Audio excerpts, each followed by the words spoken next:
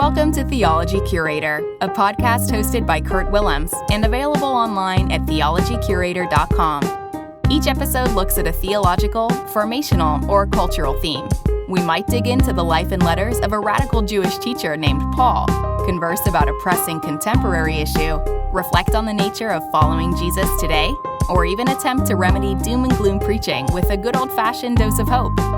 This show is an invitation to build bridges between the first century world of the earliest Christ followers into the 21st century reality we now inhabit. The Jesus we excavate from the rubble of tradition might just surprise us all. I want to welcome you back to the podcast, and today I'm really excited. We have Lee Camp with us. He has recently published a book called Scandalous Witness, a little political manifesto for Christians. And we're going to talk about that and other things today. So Lee, welcome to the show. How you doing? Thank you, Kurt. I'm great. It's a delight to be on your podcast. Appreciate the invitation. Oh, absolutely. And, you know, I've known of your work from afar, and it's great to have a voice to voice finally. You know, I would say there's some ideological overlap and some just real clear affinity when it comes to how we understand Jesus and discipleship. And in fact, the first thing I was exposed to was a book you wrote a few years back called Mere Discipleship, and yes. Really found that helpful. Yeah. Yeah. Thank you. Yeah. Well, same here. I've known of you for a lot of years as well, and it does seem like maybe we communicated some around that other book of Mere Discipleship, but it's great to finally get to chat in the virtual space here. Yeah, absolutely. I looking forward to hearing kind of some of the motivations and some of the things you're bringing in this book. I mean, in this season politically, you know, every time there's an election cycle, I think this is going to be as bad as it gets, you know, and then we have another one, you know, and I've thought this since, you know, the first election of Barack Obama. I was like, oh, that was bad. That was bad, you know, and then it just got worse and it got worse, you know, and so I think this is definitely a timely thing. But before we get to it, love to hear just a little bit about your background. You're a professor of theology and ethics, of course, and yes. I think folks will be curious. How did you get to a point where you landed in that sort of niche as a scholar and also as a writer? And we can kind of go from there. Yeah, well, I was in, I grew up very committed Christian and church world in Alabama, and but I was always fascinated with the sciences, and so when I went to college, I studied computer science and math. But all along, I'd had this sort of sense of a vocational calling towards teaching or ministry, and so along the way in college, I was also minoring in Greek and biblical studies, and then somewhere between, I guess it was between my junior and senior year in college, I kind of yielded to that nagging sense of calling and decided I would go ahead and finish my computer science degree, but then go on to seminary. And so I went out to Abilene Christian in West Texas for seminary days. And along the way, I started reading people like Stanley Hauerwas and John Howard Yoder and the so-called neo-Anabaptist types in American theological world. And just grew fascinated with that. And in many ways, that kind of gave me a way to think about Christianity in our context in a way that I found pretty compelling. So anyway, I went on to grad school and studied a lot of that stuff, and found my way into the world of theological ethics, and then came back. I went to Notre Dame for my PhD, and then came back to Nashville in 1999, and I'm in my 21st year of teaching here at Lipscomb University in Nashville, and it's been a wonderful vocation that I've loved. It's not always easy to be talking about such things in the Bible Belt, but because the Bible Belt can be a very rough and tumble sort of place to do theology. People take it really personally, and as one should take theology, right? But it's been fun. It's been a wonderful career, and that I've enjoyed very much. Oh, wow. Yeah, that resonates with me. When we were talking before I hit record, shared with you my background, and I come from a part of the state of California that was a little bit more conservative, and having to navigate those waters is always interesting because, yeah, I can't tell you how many conversations, at least early on, I had of, hey, I really love Jesus. I promise. Like, I really love, because there's so much wrapped up in our political worldviews as American Christians often. And Yeah. so it's tangled and it's messy. And, you talked about early on, it sounds like in your academic journey, stumbling into some of the earlier, especially neo-Anabaptist writers. And I'm curious, how did that compute with your church background, Church of Christ? Like, is there overlap there, or is it actually like, oh, this is outside of the norm for our community, but it feels compelling? Like, what is that tension like for you? Yeah, that's a great question. It's actually I can say both and to that, and it's both and in the sense that in the latter end of the 20th century, when I'm growing up in that world in Alabama, um, I would say that many of the congregations in my denomination they had um, a sort of arm's length, keep kind of so-called worldly politics at arm's length, and yet at the same time there was very much a sort of equivalency assumed between American political conservatism and Christian conservatism. And so it was often very nationalistic, which grew only more so in the latter part of the 20th century and early part of the 21st century in churches of Christ, generally speaking. But the irony of that is that in the 19th century, churches of Christ came out of a strand with there's kind of three denominations that are first cousins. There's the Disciples of Christ, independent Christian churches, and churches of Christ, all of which came out of the so-called Stone Campbell restorationist movement. Mm-hmm. And so this was an early 19th century movement that was focused upon Christian unity. And it was, in fact, markedly Anabaptist in flavor. I mean, for example, a lot of people don't know this even in Nashville, but I'm teach at Lipscomb University, named after David Lipscomb. And if you walk around the campus at Lipscomb University, most of the buildings are named after pacifists. You got Harding Hall, named after James A. Harding. You got McQuitty, named after J.C. McQuitty. You've got Elam, named after E.A. Elam, and I could keep going in the list. But these were all people who were pacifists and believed that nonviolence was central to Christian discipleship. But by the time you get to between World War I and World War II, that rapidly fell away as a key marker in our tradition. And so increasingly you have a swing towards American political conservatism instead of that sort of or American Anabaptist sort of flavor. Yeah, it sounds understandable. It happened in a lot of streams of the sort of blatant Anabaptist denominations, right? I mean, I often say I grew up as a Mennonite, but not Anabaptist, and that's it's bizarre, but also makes a lot of sense that we're conditioned by the cultural norms of our day, and if we don't watch out for it, those get handed down and they get handed down and they get handed down. And then you end up saying, oh, we used to be something that's totally different, and no, it's very fascinating. I should also say, and I'm going to mess this up because I have to go to people that are elders in my family to actually confirm any of this. So, but my understanding is my great grandma had one stream in her lineage that was part of the Stone Campbell movement. And there are Campbells in our family tree, some of whom, at least one that I'm aware of for sure, was a preacher. And I don't know, how famous in the movement that person would have been.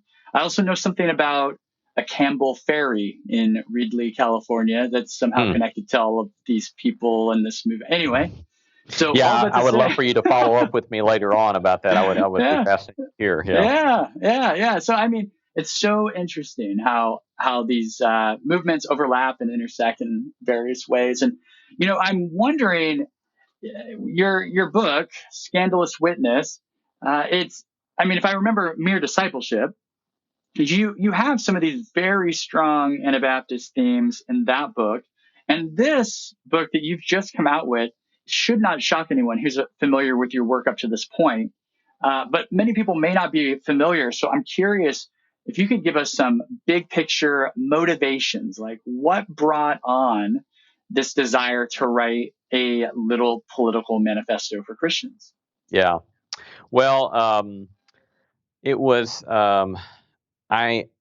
I think that part of it is simply a pragmatic consideration in that I have been shocked. I've continued to be shocked at the ways in which what a lot of American Christians focus on as somehow being central to Christianity seems so to skew what I understand Christianity to be.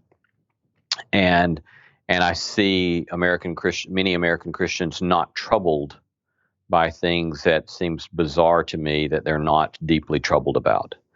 And so this was an attempt to voice some of those concerns and voice a sort of alternative in a fairly accessible way and in a pointed way.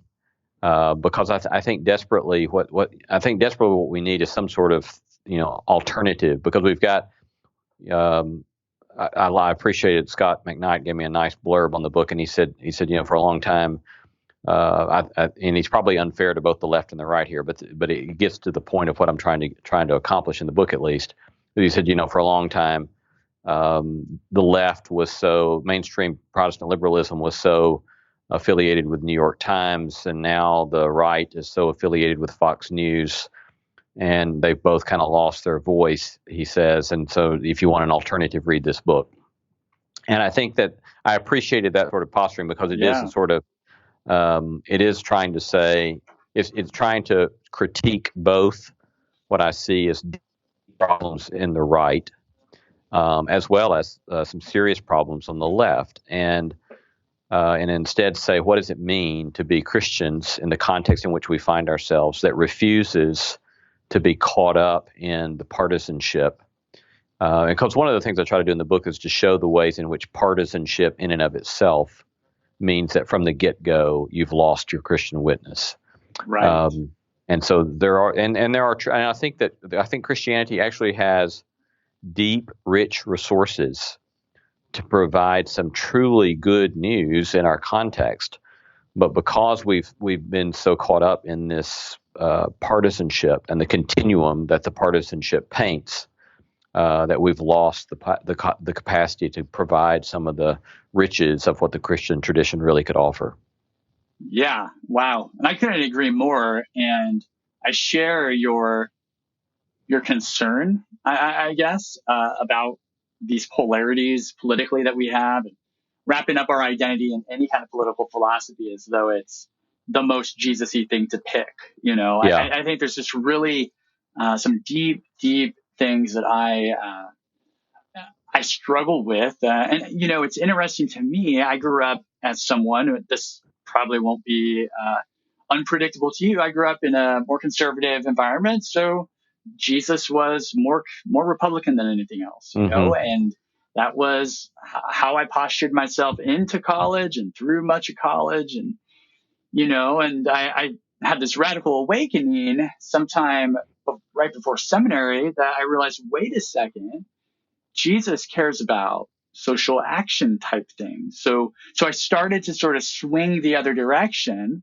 And what I eventually sort of came to was, hey, that's not going to do it either. Like there's something empty about that over affiliation. I just feel, and I wouldn't judge someone who says I'm a Democrat and a Christian or whatever they choose, as much to say that the way of Jesus seems more provocative than either of those want to sort of cage up. And so Yeah. that's that's something I think that I really resonate with in this. And so you lay it out with many kind of propositions, and what I really like about it is each chapter is pretty succinct. It's creative. It's well researched, and what's really kind of helpful, I think, as someone going through the propositions, you do a good job of saying what I mean by this in a paragraph or two is this. Now let's walk it through. Let's really wrestle with this thing. And so I love books that are structured like yours. I thought it's Good. really, I'm really glad. accessible. Yeah, no, I just as a structure thing, John Walton has done something kind of similar with some of his stuff on Genesis. And I just am like, yeah, this helps me just get into it, Yeah. That was a sort of, and only time will tell, but that was definitely a risk in writing because it, on the one hand, it can make things a little too easy for people because setting out a summary at the beginning of each chapter, it may be that the only thing some people read is the summary. But I also would say that if people do just read the summary and they grapple with the summaries, I would be really happy with that because I think that those summaries are pointing to key markers that we need in Christian life right now. So I do hope I'm glad you like it, and I do hope that people will engage it that way. Yeah. No, I think because of what it is, right? It's not like it's a very long book, and so you're helping point people in very clear directions. I think that's cool, and everything really builds along the way. And one of the things that I thought I would ask you about is maybe I want to highlight a couple of the propositions, which is kind of unfair in one sense because I do feel like they kind of start to flow towards something in a lot of ways. But so I want to just name that. But I think there's a few that perhaps we can just talk about, and that may help folks with a little bit of the flavor of the book. One of those being Proposition 3, American Hope is a Bastard. And I mean, what a title for a chapter. And I it doesn't affect me. I will say that I'm pretty pleased with my chapter titles. Yeah. I mean, I think it's awesome because of what you're going to say. Like I saw that and I thought, oh, okay, this is like edgy. But then when you started explaining what you meant by it, I was like, oh, I think I get this. Yeah. So help us understand, because I think this is really a foundational issue that sort of really helps build your case in a lot of ways. So talk to us about American Hope is a Bastard. Yeah. Well, of course, I'm by the use of the word bastard. I'm not using it, as you note there, just to be edgy. I'm using it in a very precise sense of absolutely an illegitimate offspring, in the sense that one of the things that we see happen is that, as I do kind of in the Proposition 1 and 2, is that key to Christian orthodoxy is a claim about history, and that Christianity is not concerned with getting out of history. Christian orthodoxy is very much concerned with history itself and the direction of history. And thus the notion of hope is a theological category. And so when we speak of hope, we are pointing towards what the gospel proclaims is the so-called end of history. And by end of history, we don't necessarily mean end of chronological time. We mean the goal to where it's headed.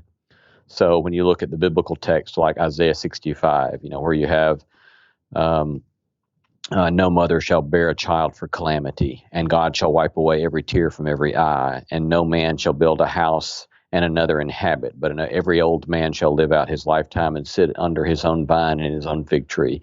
And all of this beautiful prophetic depiction of where the so-called new heavens and new earth, what the new heavens and new earth will entail. And then, of course, the New Testament picks that up, and Revelation 21 and 22 uses similar language from Isaiah 65. And so, we point out there that even the so-called street of gold that we think is up there in heaven is not up there in heaven. It's in the New Jerusalem, which comes down out of heaven, where God can be at home in our midst in the new heavens and the new earth. Right. And so all of this is this. So one of the things I suggest in the book is that I think we would understand Christianity better if we would stop thinking of it as a religion and instead think of it as an interpretation of history. That it's first and foremost primarily a claim about history, namely that in the death in the incarnation of Jesus of Nazareth, in Jesus' work, life, death, burial, resurrection, and ascension, the end of history has begun and has intruded upon human history. And so our hope is the consummation of that eschatological vision, is the consummation of the new heavens and the new earth. And the biblical witness claims that this hope has been inaugurated in Christ. So what I'm doing in Proposition 3 of saying American hope is a bastard is to say what's happened oftentimes since the rise of the modern nation state in the last 5 centuries or so, is that various nations, not just America, but America has done it in pointed ways, is we've taken that Christian conception of hope, where history's headed, and we've wedded America to the Christian vision of hope. And so I'm suggesting that gives us a bastardized version of hope. It's just an illegitimate sort of assertion. And if those who are listening might say, well, Camp, you're overstating your case. But I think, no, actually, I think I'm not, because if you hear, for example, Thomas Jefferson says, America's the last great hope of the earth. Abraham Lincoln says something similar during the Civil War. You have Woodrow Wilson, who uses very intense messianic language to describe the role of America in world history and human history. And then, and it's true of the left and the right. You have Reagan using messianic terms and using Pauline language and using Sermon on the Mount language to talk about America. You have Barack Obama having hope figure very prominently in his constructs about what's going on in America and so forth. And so it's a matter that's true for the left and the right. And I think that it disturbs me that Christians don't look at that rhetoric and say, hold on a second. That this sort of messianic conception of America is in fact highly dangerous, if not idolatrous. And so I'm trying to sensitize us to that sort of possibility. Yeah, that is, absolutely clear from your chapter. And thank you for outlining sort of the sort of historical posture that you bring to this, because I think that's really central to understanding that hope is a trajectory that is, the new creation is kind of the goal of the game, and leaning into that in the present is what Jesus people do. And I just find the idea that wedding our version of hope, our version of history to that of any nation, including the United States, is just absolutely leads to illegitimate children in all kinds of ways. And so that's really helpful. And I'm wondering, as we kind of just move forward and again, grab from other places as I push you further than into the book than is fair, considering they all build on each other. But I think it's great to kind of just highlight some other ones here. I'm curious, as we get a little further in, there's maybe two things that you can talk about 5 and 6 together. And I think you've already started that. But 5 is the United States is not the hope of the world. You've kind of already given us some of that. But then blend that into number 6 here. The United States was not, is not, and will not be a Christian nation. Now, a lot of people argue that, of course, this thing's a Christian nation. I mean, look at all these prayers. Look at all these fleeing pilgrims that, come here and give glory to God and, all this stuff. And I worked at a church that had a speaker come in and do a whole conference on why America was foundationally a Christian nation. So, and this was at just your average evangelical kind of place. I think the pastor I was working with was a little political more than other places perhaps. But my point being, it's not like it's just these far fundamentalist sort of spaces where this idea is espoused. it's mainstream depending on what church you happen to step in on a Right. Sunday morning. And so, yeah, I'm curious to hear some of your thoughts there. Yeah. Yeah. Yeah. Definitely that. As you say, that chapter, Proposition 5 and 6, they go very closely together there. But let me kind of step straight into Proposition 6 about the United States was not, is not, and will not be a Christian nation. And I think one of the things that's important to see here is that I am not interested throughout this book in bashing America. Let me just say that first. And I try to make that clear throughout the book. Good. Is that Yeah. that first of all, we Christians are not supposed to be haters, right? And Yeah, hating on America is not a Christian posture. exactly. There's lots of wonderful things about the United States, and there are certain things that are deeply, deeply troubling about the United States. And we ought to be able to celebrate the things that are good about it, and we ought to be able to voice clearly and articulately the things that are highly problematic about the United States.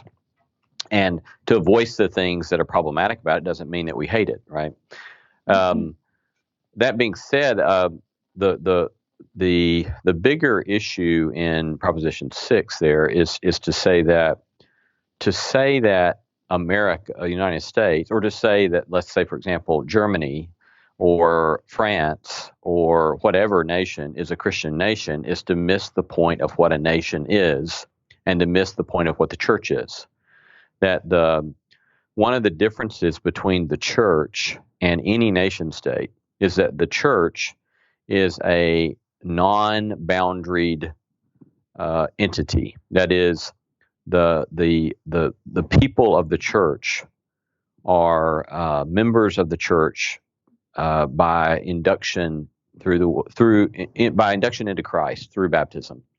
And so, becoming a member of the church, which is to become a member of Christ, is to submit ourselves voluntarily to the way of Christ.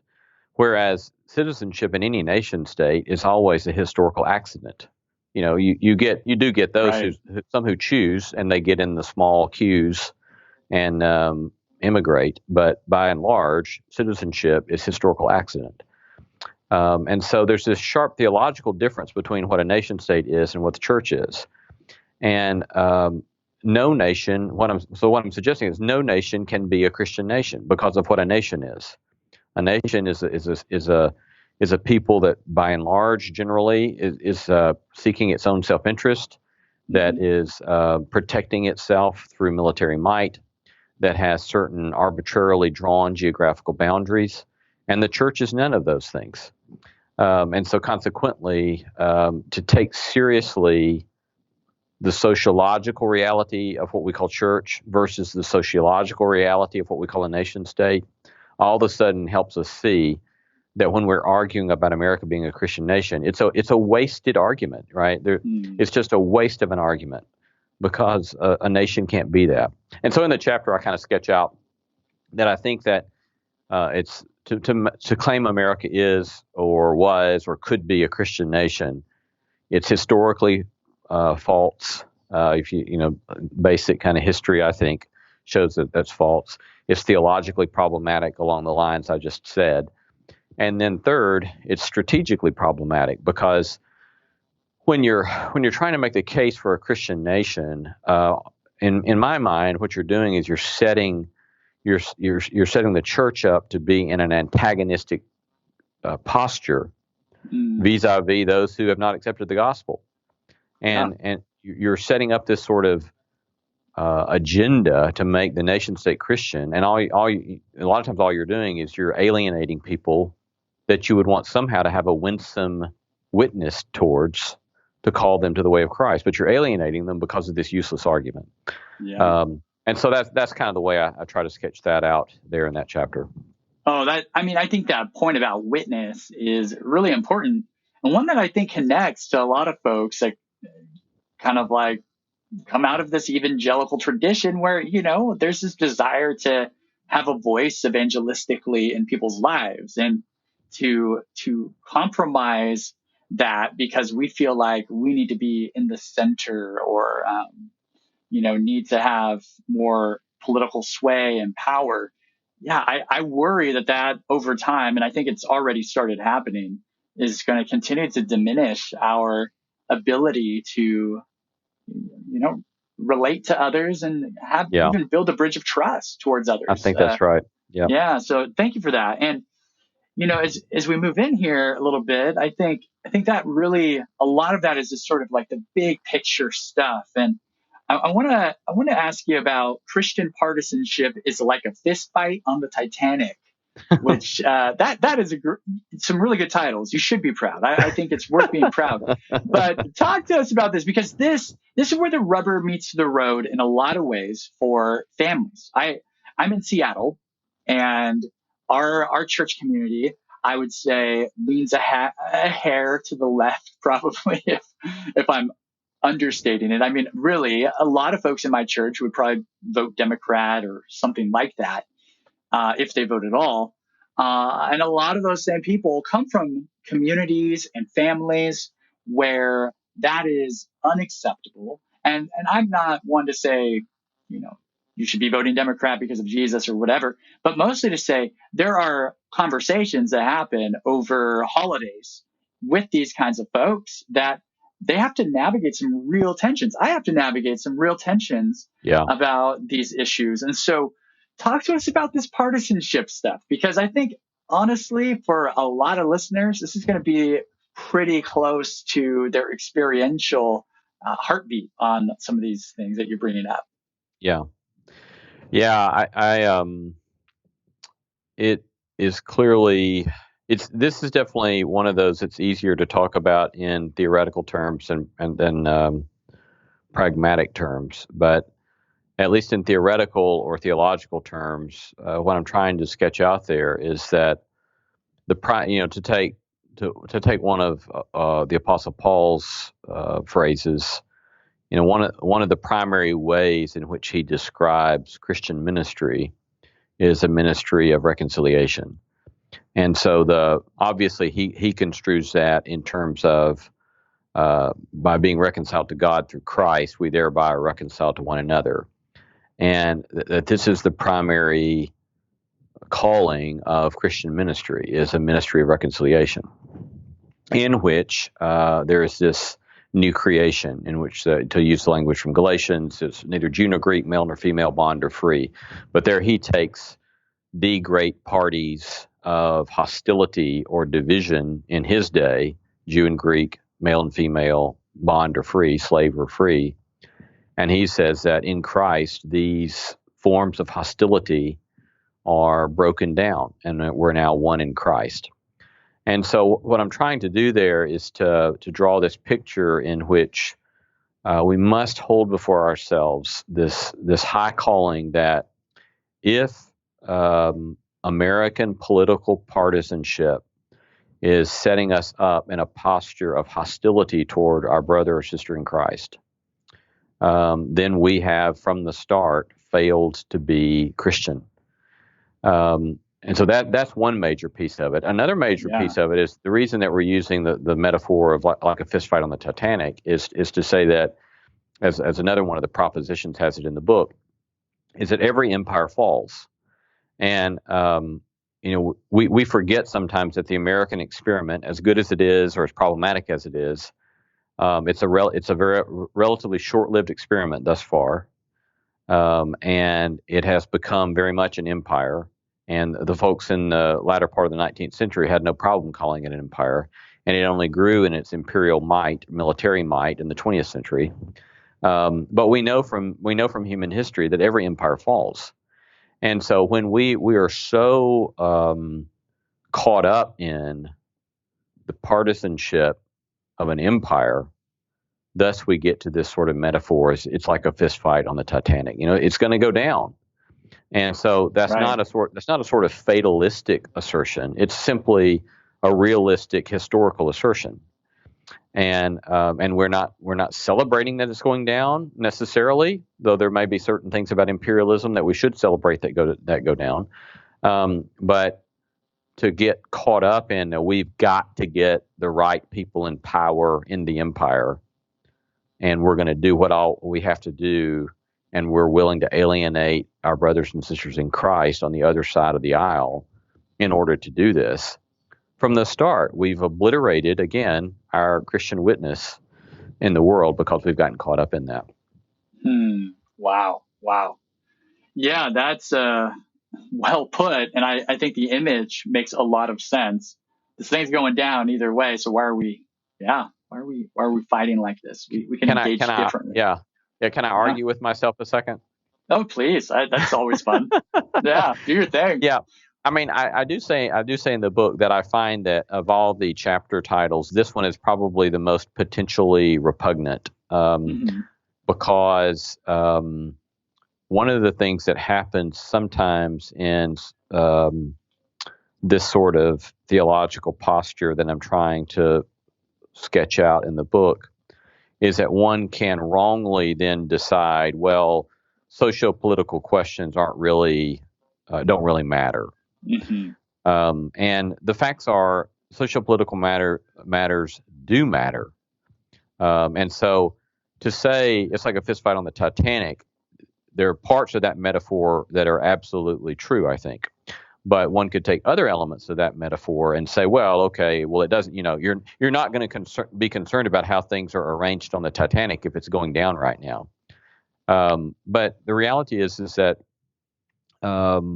social policy around the poor, or social policy around public health, or social policy around military might, so forth and so on. These things matter a great deal because money and power have profound impact upon people's lives, and they especially have a profound impact upon the poor or the marginalized. And so I don't want people to hear that chapter title and think I'm suggesting that stuff doesn't matter. It does matter, but I think we have to construe a different way of bearing witness to about potentially redemptive possibilities rather than a utopian or ideological partisan approach to those matters. Yeah. And, that makes a lot of sense. In a lot of this conversation, I've been a part of lots of conversation on nationalism and faith over the last decade or so. And a lot of times I'll have someone say, oh, yeah, I'm all in on that. So what that means for me is I want to be as off the political grid as possible, kind of not even just libertarian, but kind of this radical libertarian. Give me, I don't want any involvement of any government or anything. And for me, I'm always just curious about those issues that come up, issues of social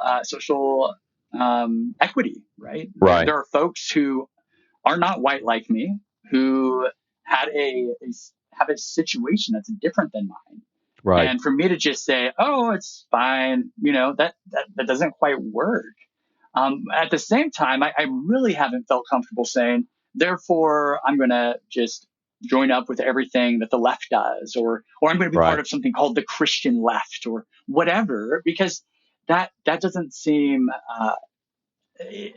anyway, in the tension you're describing, I think there are some legitimate pushbacks that I appreciate you drawing out and being aware of.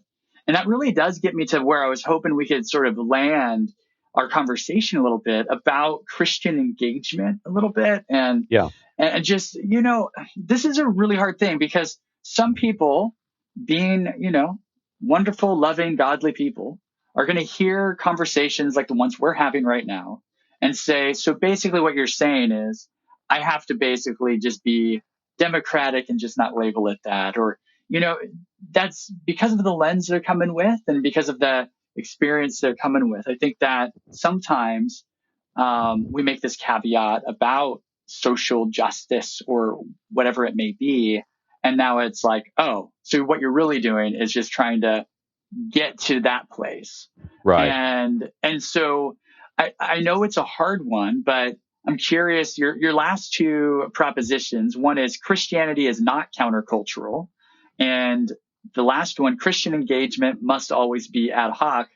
And I'm really fascinated by both, including the countercultural piece, because that in some circles, right, Anabaptist circles, for instance, we like saying countercultural, but sometimes it's not followed up by countercultural, but also for culture, Yeah. also for people. And so I'm curious how you would sort of just help us consider those things. And of course, my big recommendation here is get a hold of the book and really dive deep into this before you choose to go to the ballot and all the stuff we're going to have in front of us after, by God's mercy, this COVID-19 stuff. Yeah. So yeah, what are some of your thoughts there that you would invite us to preliminarily examine? Yeah. Yeah. Well, I'm really glad that you brought us to this place to talk about those two, because I do think that they're crucial.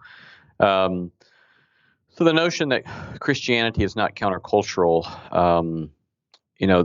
what I'm trying to say there is that's sort of to say that Christianity is countercultural is an empty statement. It simply does not say anything. Sometimes I know what people seem to be wanting to say, but taken at face value, that doesn't say anything helpful, because it's like, culture to us humans is like water is to fish or air is to mammals. It's like Right. we're in the thick of it, we're in the midst of it, and there's no escaping it, and there's no being against it. It's instead that there are certain things in our culture. If we think of culture as just the matrix of human and social and political realities that we have fashioned that are more than any one person and so forth, it's like there are things in the culture that we celebrate. We can celebrate certain forms of music and literature and language, art and certain social arrangements, and all of these things are beautiful and wonderful. And then there are certain things in our cultural setting that are deeply problematic and deeply to be questioned, challenged, and withdrawn from. Christian disciples, whether you are Catholic, mainstream Protestant, evangelical, or Anabaptist, we all ought to be able to agree upon the fact that weapons of mass destruction, for example, are opposed to any sort of mainstream vision of any of the major Christian traditions. It's just absolutely they're immoral, right? Absolutely. And It's like why can't we tell our kids in our engineering schools in college, you don't give your life to developing that BS? It's like this is not what you're called to do as a Christian. And so there are certain things in the culture we ought to say absolutely not, and there are other things that we ought to say we celebrate this. And then there are other things in our cultural makeup that we could celebrate, but it's probably going to take some work to adjust or transform those sorts of things. And so it just invites us to say Christianity is not countercultural is a sort of invitation to more careful cultural discernment, and to say our posture is not one being against, and our culture is not one of uncritically accepting. Our posture is one of seeking to be specifically Christian in whatever cultural context we find ourselves in. So that I think you're right to hold that one with the next one about Christian social engagement must always be ad hoc. And so similarly, what I'm trying to suggest there is that if we would let go of this notion that we must be either right or left, or that we must be ideologically committed to any given sort of political strategy, that we could then actually bring to bear the beauty of the Christian tradition on any given situation. So, for example, I use this. I'm not a Hebrew Bible scholar, and so I don't know what the Hebrew Bible scholars are going to say about me using this, but I think it at least illustrates my point pretty well. And if you look at the end of the book of Genesis, and you have the Joseph story, and you have Joseph here is one of the first great examples of centralized big government and heavy taxation done for the glory of God. It's like, they're saved from the 7-year famine because Joseph puts in place centralized, bureaucratic, heavy taxation to bring about a public a public health mechanism to save Uh-huh. people, right? Yeah. And he is honored in the narrative for precisely doing that.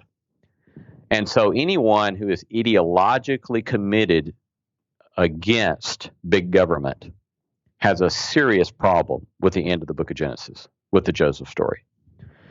But Right. if you go to the beginning of Exodus, that centralized bureaucratic mechanism that is being celebrated at the end of Genesis by the opening chapters of Exodus has now become the mechanism of enslavement and oppression of the Hebrew people. And so the Exodus story, famously says, there arose a Pharaoh who knew not Joseph. And Right. that's the turn, right? So that very mechanism that Joseph puts in place gets turned upon the Hebrews, and it becomes their mechanism for oppression. So anyone who is ideologically in favor of, and this sort of glib notion that big government's always going to solve our problems, hasn't taken seriously the problems of power and the mechanisms of big power and bureaucratic power. And so it's like that, and I think we can multiply this in lots of ways, but I think that simple sort of illustration of this invites us into a different sort of option, right? My job is not to be ideologically opposed to or in favor of big government. Instead, we should take any sort of given social situation that comes before us and ask what sort of gospel resource can be brought to bear upon this. And sometimes big government's going to be helpful, and sometimes it's not. The right, I think, is altogether helpful in teaching us that we ought to be concerned with and suspicious of the power of big government. And I'm telling my students this stuff all the time. I said, if you're not concerned about the surveillance power of the federal government and the surveillance power of global capitalism, then you are not paying attention. And you ought to be mindful of the fact that there's a data center in the desert somewhere out there in Utah that's keeping track of all your metadata. And if you're not concerned about this, you're not paying attention, right? And so from a right-wing perspective, I'm like, heck yeah, you ought to be concerned about this stuff. But then I turn around to the right and I say, why the heck are you not just as concerned about that sort of potential overreach of power with global capitalism? Exactly. And so, you can multiply it on the left, right? The left has things that we ought to say, you're exactly right about that. And then there are things about the left that say, well, why don't you use that same insight and do it about some of the things that the right's concerned about? And so what I'm trying to get at there is that the more I think that we can be equal opportunity celebrants and equal opportunity critics, the more we can actually be Christian in America and bring, people. I think if we'll learn better to speak the truth and simply let our yes be yes and our no be no, and be equal opportunity voices of critique and celebration with regard to what we believe are specific Christian practices, the more people begin to trust us. But when we're so clearly partisan, they have no reason to trust us, right? So I think there's a great opportunity here, but I think that we do have to do some major adjustments along these lines. Yeah. Wow, Lee, this is a great just parsing out of some of the things we really need to hold and discern in our own political engagement and cultural engagement. I really appreciate it. And again, I highly recommend folks grab a copy of this and get out there and discern what it looks like, maybe over small group Zoom chats if we're locked at home for a while here. Yeah. Maybe, maybe there's creative ways to have these conversations that maybe you'd usually have over a drink or coffee or something like that. So, Lee, what a gift to have this book come out this year in the midst of what's really going to be a very confusing political season. And now with everything that's been going on with the health of our world, it's going to probably be even more complicated than we imagined it would be. And so these principles, these propositions, I think are very, very needed and helpful. And so thank you for that. And, I wanted to give just a couple of minutes here to talk about your other projects that are going on. Of course, you have the Tokens show that you've been doing for quite a while that you can maybe just help folks catch up on, and anything else that we should be watching for with your ongoing work in ministry. Thanks, Kurt. I appreciate the opportunity to talk about that. Well, but one, thank you for letting me talk about the book, and I am grateful for your helping draw attention to it, and would love for folks to have conversations about it. And I am hopeful that it can be a great resource in church bodies and church community Sunday school classes and small groups and the things of that sort, and college classrooms as well. But thank you for the opportunity. Yeah, absolutely. About it. Yeah, and with and I will mention we're going to be continuing to compile some resources to help folks with this ongoing study, and we're planning also to put together a online course around this material. And if people are interested, if they just go to leeccamp.com/scandalous or scandal, try both of those. I'm sorry, I can't remember which one it is. That's fine. Yeah, leeccamp.com/scandal or scandalous. And you can actually get a PDF there that has the summary sections, and sign up for material there that we'll be having stuff come out as well along the way. And as well, you can connect with me on Facebook at Lisi Camp and so forth. Well, Token Show is, thanks for asking about that. That's a kind of a theological, it is a theological variety show based here in Nashville. And we've been doing shows since 2008.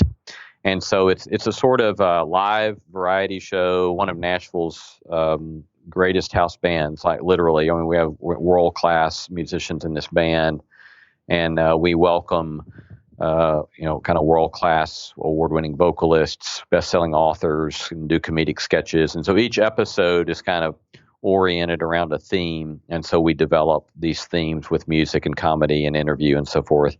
And it's great fun, and you can find more about that online at Tokens Show, 2 S's in the middle, tokenshow.com, or we have a lot of stuff coming out on YouTube right now at youtube.com/Tokens Show as well.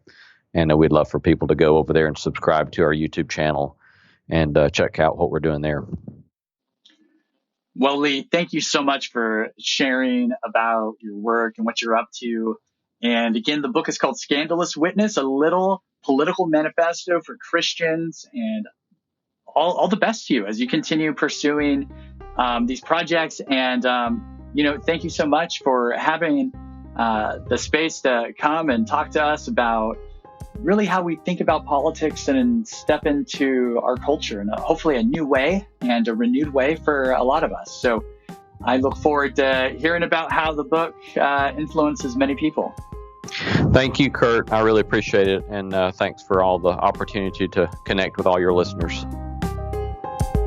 Thanks for listening to Theology Curator. For more resources from Kurt Willems, check out theologycurator.com/newsletter to sign up for our email update list. For new listeners of the podcast, we hope you will subscribe via iTunes, Google, or your podcast manager of choice. If you like what you hear, please leave the show a review. For regular listeners, consider supporting Kurt's online ministry at patreon.com/Kurt Willems. Lastly, please don't let this conversation end when the episode is over. We hope you feel empowered in regular life to explore theology and faith in intelligent and humanizing ways.